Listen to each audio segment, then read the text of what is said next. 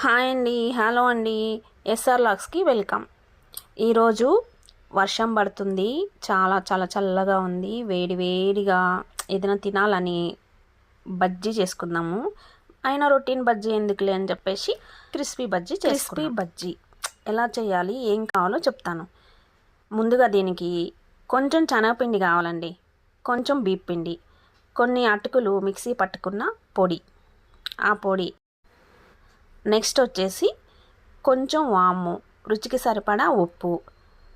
Next ఇవన్నీ మనం ఉండలు లేకుండా సాఫ్ట్గా కలుపుకోవాలి. కలిపి పెట్టుకున్న తర్వాత రెండేళ్ల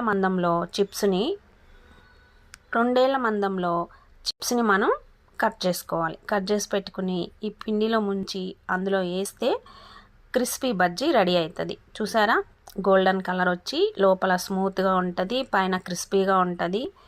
మీరెప్పుడు తినుండరు. నా ఉద్దేశం ప్రకారం అయితే ఇలా చేసుకొని తినండి, క్రిస్పీగా చాలా బాగుంటుంది. దానిపైన పల్లీలు, ఆనియను, కొంచెం నిమ్మకాయ, ఉప్పు అన్నీ వేసుకొని తింటే అబ్బాబ్బాబ్బాలే. ఎందుకంటే అటు బజ్జీ తిన్న ఫీలింగ్, క్రిస్పీగా ఆనియన్, పల్లీలు ఇవన్నీ వేసుకొని తింటే సూపర్ అంటే సూపర్ ఉంటుంది ఫ్రెండ్స్. ఓకే ఫ్రెండ్స్, మా ఛానల్ని మీరు కూడా ట్రై చేసి పెట్టండి. ఎలా ఉందో మా కామెంట్ బాక్స్. కొత్తగా చూస్తున్న మా ఛానల్ని సబ్స్క్రైబ్ చేసుకోండి, లైక్ చేయండి, షేర్ చేయండి ప్లీజ్ ఫ్రెండ్స్. లైక్ చేయడం వల్ల చాలామందికి రీచ్ అవుతుంది, అంతేగాని చాలామంది ఓకేనా.